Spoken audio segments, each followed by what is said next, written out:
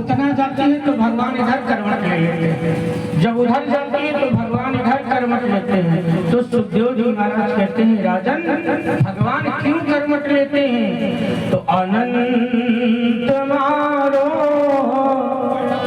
पयदंग मन्नतम अयथोरगम शुभतम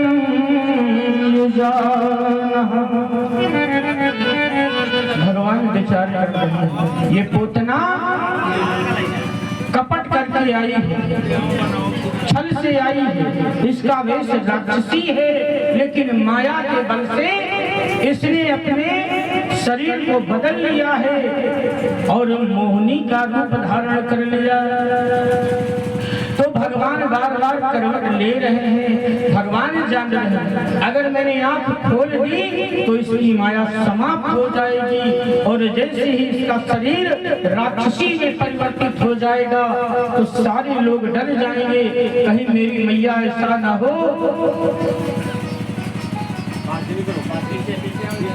एक भाव।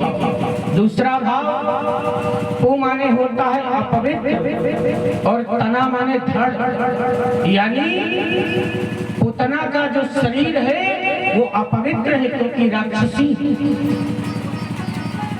तीसरा भाव पूत ना है, पूतना के कोई बालक नहीं है तो पूत ना। तीसरा सुखदेव जी कहते हैं राजन मैया जब अंदर तो चली गई तो पूतना ने बार बार जब भगवान करवट बदलना प्रारंभ कर दिया तो क्रोध में आ गई और झल्ला करके भगवान को उठा लिया अपनी गोद में और लेकर के आकाश मार्ग में उड़ गई। और जैसे ही आकाश मार्ग में उड़ी तो गाढ़ं कराभ्याम आज भगवान को वक्षस्थल पर लगा लिया और जैसे ही लगा लिया तो गाढ़ं कराभ्याम भगवन् प्रपीडितम प्राणौ समम रोष। अब पहले तो भगवान पूतना का पान करने लगे, दुग्ध पान करने लगे और जब दुग्ध निकलना बंद हो गया तो प्राणौ समम रोष समन्वितो विवत। तो भगवान पूतना के प्राणों को पीना प्रारंभ कर दिया और जब प्राणों को पीना प्रारंभ किया तो पूतना छटपटाने लगी, छोड़ दे, अरे दुष्ट छोड़ दे। भगवान ने कहा बस यही तो मुझ में और जीव में अंतर है, मैं जिसको पकड़ लेता हूँ एक बार फिर जीवन में छोड़ता नहीं हूँ। जीव भले मुझे छोड़ दे लेकिन मैं जीव को नहीं छोड़ता। तो गाढ़ं कराभ्याम भगवन् प्रपीडितम प्राणौ समम रोष समन्वितो विवत। आज भगवान पूतना के प्राणों को पीना प्रारंभ कर दिया और जब प्राणों को पीना प्रारंभ कर दिया तो पूतना तड़पड़ाने लगी। तो भगवान कहते हैं एक बार पूतना जरा अपनी माया को और दिखा दो। अब भगवान के सामने माया कहाँ जाएगी? माया तो हट गई और जब हट गई तो राक्षसी प्रवृत्ति हो गई पूतना की। तो भगवान कहते हैं कि मैं अरु मोरे तो माया अरु मोरे तो माया मैं अरु मोरे तो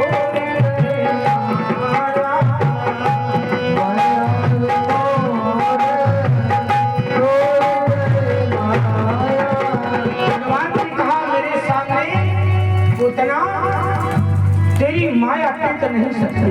क्यों? कि मैं स्वयं माया को चलाने वाला हूँ, मैं स्वयं माया को रचित करने वाला हूँ और स्वयं माया को मैं प्रकट करने वाला हूँ। तो मैं अरु मोरे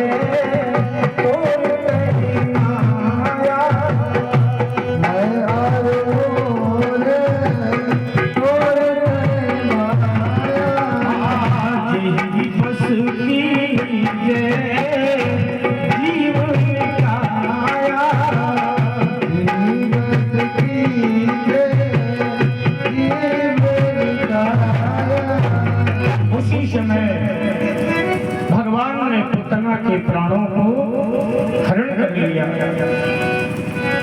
आज भगवान को लेकर के वहां से पूतना एक पहाड़ के रूप में, इतनी बड़ी थी पूतना, पहाड़ के समान आकर के जैसे ही गिरी तो आज कंस का पूरा बगीचा धराशायी हो गया। इधर जैसे ही मैया यशोदा आंगन में आई, देखा तो लाल गई, छटपटाने लगी, रोने लगी, सभी ग्वाल दौड़ पड़े। तो लोगों ने बताया एक राक्षसी लेकर के भगवान को ऊपर उड़ गई। तो सारे ग्वाल दौड़ करके आज ढूंढना प्रारंभ कर दिए। तो देखा कि ये तो पहाड़ के सरीखे आज पूतना पड़ी है, औरत पड़ी है और भगवान खेल रहे हैं उसके ऊपर। आज सभी ब्रजवासी दौड़ करके गए और पूतना के शरीर को खंड खंड करके चिता बना दी। और चिता बनाने के बाद जब पूतना का शरीर जलने लगा तो पद्मनानो पितदे अस्त्री अग्रव्योयंतर मनः चूर्यामास राजेन्द्र महादासी तद्जुटं। कहते हैं राजा परीक्षित, आज पूतना के शरीर से सुगंध निकल रही है और वो कैसी सुगंध है? देहयामान सस्य देहस्य धूम्रासि शौरभं। खुशबू निकल रही है उसके शरीर से।